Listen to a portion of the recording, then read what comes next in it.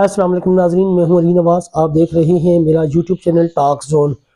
आज 3 स्टोरीज पर बात करेंगे। सबसे पहले अल्लामा खादम हुसैन रिजवी साहब का आज आखिरी दिन है उर्स का।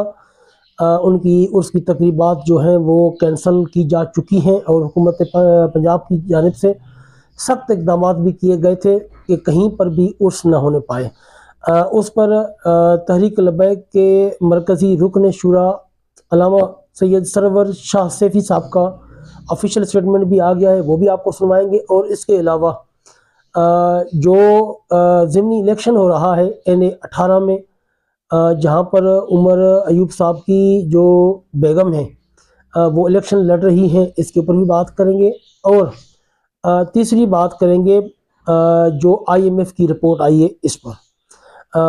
इन रिपोर्ट्स पर जाने से पहले अगर आप मेरे चैनल पर पहली मरतबा आए तो चैनल को लाइक और सब्सक्राइब ज़रूर कर दें ताकि हर नई आने वाली वीडियो का नोटिफिकेशन आप तक पहुंचता रहे और हमें भी मोटिवेशन मिलती रहेगी। अपने कमेंट से ज़रूर आगाह कीजिएगा कि आपको हमारी ये वीडियो कैसी लगी है। तो चलते हैं सबसे पहले IMF की रिपोर्ट पर। जी नाजरीन, IMF ने अपनी रिपोर्ट शाया कर दी है जिसमें उन्होंने बता दिया है कि पिछले 1.5 साल में खरबों रुपए की करप्शन हुई है, वो भी वफाकी सतह पर। अफसोस के साथ कहना पड़ता है कि पाकिस्तानी मीडिया इस पर बिल्कुल मुंह बंद किए हुए ऐसे खामोश है कि जैसे वो कहीं गजा में रह रहे हैं। इतना जुल्म और फस्तायत तो गजा वाले भी बर्दाश्त नहीं करते जितना कि आप कर रहे हैं और अपने मुंह को आप लोगों ने बंद किया हुआ है। पता नहीं गवर्नमेंट ने आपके मुंह में डॉलर्स ठूंसे हुए हैं या आपको किस किस्म के लालच दिए हुए हैं कि आप इस पर लबकुशाई नहीं कर रहे। पाकिस्तान के पैसे का बेड़ा गर्क कर दिया गया है लेकिन आप लोगों ने एक लफ्ज भी नहीं बोला। शर्म आनी चाहिए पाकिस्तानी मीडिया को जो कि इस फसायत पर खामोश है। और IMF चीख चीख कर पुकार रहा है और पूरी दुनिया को बता रहा है कि पाकिस्तान एक करप्ट मुल्क है और हुकूमती सतह पर यहाँ पर करप्शन की गई है।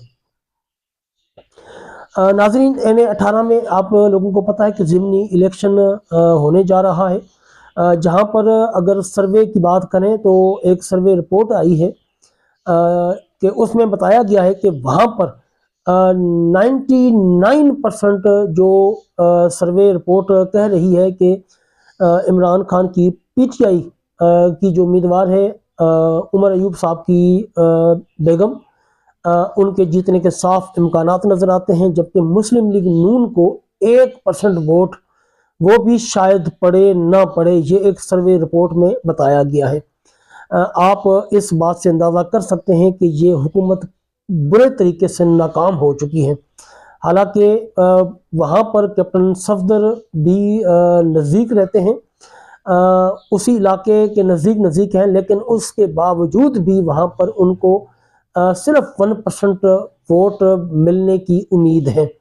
हुकूमत ने जो हुकूमत पंजाब है उसने ये सारी बातें देखते हुए पहले से ही वावेला मचा दिया है कि वहाँ पर वो जो है धांधली होने जा रही है और सोहेल खान आफरीदी ने धांधली करनी है, वो पहले से चीख रहा है। लेकिन हकीकत जो है वो यही है कि इमरान खान की जो कामयाबी है उसका ग्राफ बढ़ता जा रहा है और हर जगह पर उनके जो नज़रिया उनका है उसको तायद मिल रही है।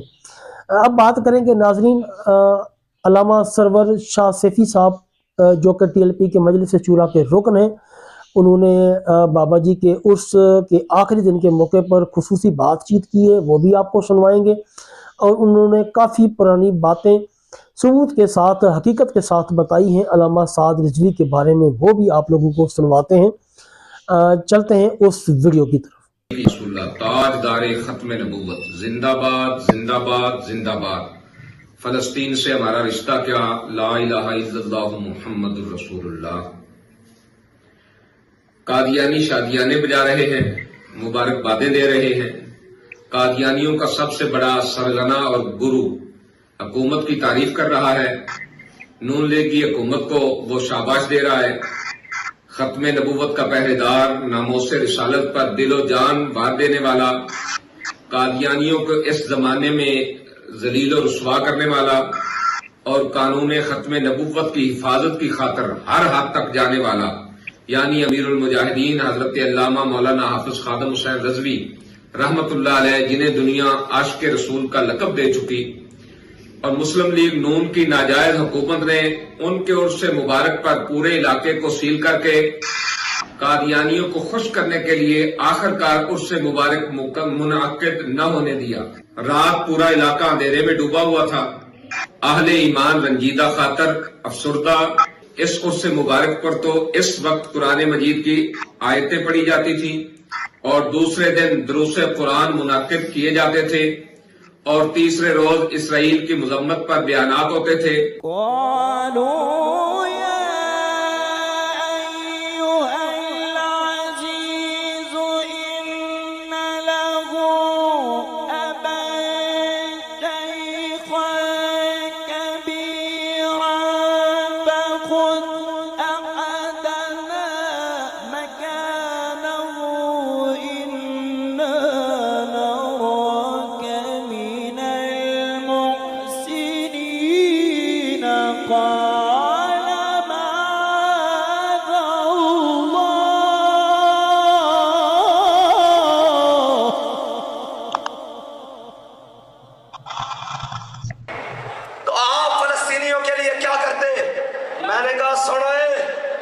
ہم نے فلسطینیوں کے لیے یہ کرنا تھا جو حضرت سعد بن معاذ نے فیصلہ کیا۔ میرے آقا نے فرمایا سعد، یہ یہودی کہتے ہیں تم ان کا فیصلہ کرو۔ حضرت سعد بن معاذ نے کہا یا رسول اللہ اگر میرا فیصلہ ہے تو عرض کروں؟ حضور نے فرمایا بتاؤ۔ حضرت سعد نے فرمایا یا رسول اللہ ان کے مرد قتل کر دیے جائے، اور اگر فیصلہ ہوتا ہمارے پاس تو سب سے پہلے نیتن یہودی دھون لاندی۔ اور گزشتہ 2 سالوں سے یہی طریقہ کار رائج تھا۔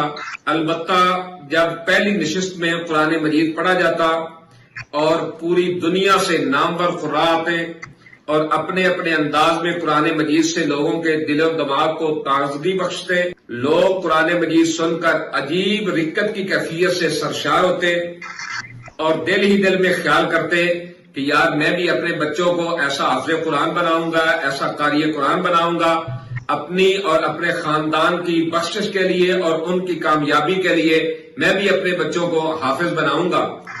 افسوس کہ قاتل حکومت نے قرآن مجید کی تلاوت پر پابندی لگا کر قادیانیوں کو خوش کر کے امریکہ اور اسرائیل کی غلامی کا طوق اپنے گلے میں ڈال کے عرس مبارک کو رکوا کر حکومت کیا سمجھتی ہے کہ قرآن مجید پڑھا نہیں جائے گا، امیر المجاہدین کا عرس مبارک منعقد نہیں ہوگا، لوگ اس سال ثواب کا اہتمام نہیں کریں گے۔ ہرگز ہرگز ایسا نہیں ہے۔ پاکستان بھر کے بالخصوص اور بالعموم پوری امت مسلمہ، پوری دنیا میں لوگ گھر گھر مسجد مسجد ہر جگہ قرآن مجید پڑھ پڑھ کر امیر المجاہدین کا عرس مبارک منعقد کر کے انہیں خراج عقیدت پیش کر رہے ہیں، ایصال ثواب کر رہے ہیں، بلندی درجات کی دعا مانگ رہے ہیں، اور ان کے صدقے امت مسلمہ کے عروج و کامیابی کی دعائیں مانگ رہے ہیں۔ عرس مبارک صرف چوک یتیم خانہ میں روکا تم نے، اور پوری مسلم دنیا میں عرس مبارک امیر المجاہدین الحمدللہ منایا جا رہا ہے۔ سرکار دو عالم صلی اللہ علیہ وسلم کے دشمنوں کو خوش کرنے والے کبھی خوش نہیں ہو سکیں گے، اور اللہ کی طرف سے ان پر بے چینی اور بے قراری مسلط کر دی جائے گی، اور انشاءاللہ جلد ان کا غرور خاک میں مل جائے گا۔ قادیانیوں کو خوش کرنے کے لیے لبیک والوں پر مریدکے میں ظلم کے پہاڑ توڑنے والوں، شہیدوں کی مبارک لاشیں جلانے والوں، غیب کرنے والوں، نہتے لوگوں کو تشدد کا نشانہ بنانے والوں، تاحال معصوم شہریوں کی ناجائز گرفتاریاں کرنے والوں، اب تک تمہارا ضمیر تمہیں ملامت نہیں کر رہا؟ ظلم سے تمہارے سیاہ دل اور آنکھیں ٹھنڈی نہیں ہو رہی؟ بس کرو، ظلم بند کرو۔ تمہیں شرم آنی چاہیے کہ 2 سیدزادیاں جو اپنے بھائی کے جسد خاکی کو ایمبولینس میں لے کر جا رہی تھیں، تم نے ان سے شہید کا مقدس جسد چھین لیا، اور تاحال ان پر ظلم جھوٹی FIR کے نام پر جاری رکھا ہوا ہے کہ وہ تمہارے ظلم کی وجہ سے یہ بیان دیں کہ ہمارے بھائی کو حکومت نے نہیں سعد رضوی نے شہید کیا ہے۔ ظلم بند کرو اور ان سید زادیوں کو آزاد کرو اور شہیدوں کے مبارک لاشیں ان کے لواحقین کے حوالے کرو۔ مزید میں پوری قوم سے کہنا چاہتا ہوں کہ کل اقوام متحدہ میں امریکہ اور اسرائیل کو خوش کرنے کے لیے غزہ کے مظلوم مسلمانوں کے خلاف آخر پاکستان حکومت نے ووٹ دے دیا۔ پوری دنیا دیکھ رہی ہے کہ غزہ والے اس عمل کو یکسر مسترد کر رہے ہیں کہ ہم اپنے حقوق غصب نہیں ہونے دیں گے۔ جو کام اسرائیل کی بدترین جنگ اور دہشت سے حاصل نہیں کر سکا، ہمارے حکمران اپنے آقاؤں کو خوش کرنے کے لیے اپنی قوم اور نظریہ سے غداری کرتے ہوئے انہیں ووٹ دے کر جواب فراہم کر رہے ہیں کہ ہم نے ملک میں لبیک والوں کو کچل کر رکھ دیا، اب مزید کوئی نہیں بولے گا، اب ہم اعلانیہ طور پر اسرائیل کا ساتھ دیں گے اور امریکی مراعات کے بدلے اپنے نظریہ اور قوم کا سودا کریں گے۔ اب کہاں گئے وہ لوگ جو کہتے تھے کہ وہاں تو مٹھائیاں بٹ رہی ہے، لبیک والے کیوں نکلے؟ آج پھر قوم جان گئی ہے کہ لبیک والے اسی لیے نکلے تھے۔ ایسا ظلم دوبارہ نہیں کرنا، فلسطینیوں کے جائز حق کے حصول میں ہرگز رکاوٹ نہیں بننا، یہی تو یادداشت تھی جو امریکن ایمبیسی میں جمع کروانی تھی، لیکن امریکہ کے تلوے چاٹنے والوں کو ہرگز منظور نہیں تھا کہ ان کے کمینے مالکوں کا کوئی نام بھی لے۔ اور کل جس طرح عمران خان کی بہنوں کو تشدد کا نشانہ بنایا گیا اور سڑکوں پر گھسیٹا گیا، ہم اس کی بھرپور مذمت کرتے ہیں اور یاد دلانا چاہتے ہیں کہ ہمارا یہ موقف آج کا نہیں ہے، بلکہ جب ایک وقت تھا عمران خان کی حکومت کو گرایا گیا، پھر قبلہ قائد ملت اسلامیہ حضرت علامہ حافظ صاحب حسین رضوی حافظہ اللہ آپ کو لائیو چینل پہ لایا گیا، وہاں سارے چینلوں کو بھیجا گیا اور سب کی خواہش تھی کہ آج جو ان پر ظلم ہوا ہے اور یہ اس حوالے سے بولیں گے اور عمران خان کے خلاف خوب اپنی بھڑاس نکالیں گے۔ عمران اور گرفتاریوں کے حوالے سے دیکھیں، ہم اس تقدس جو چادر اور چار دیواری کے تقدس کو پامال کرنا ہے، اس کے ہم سخت خلاف ہیں۔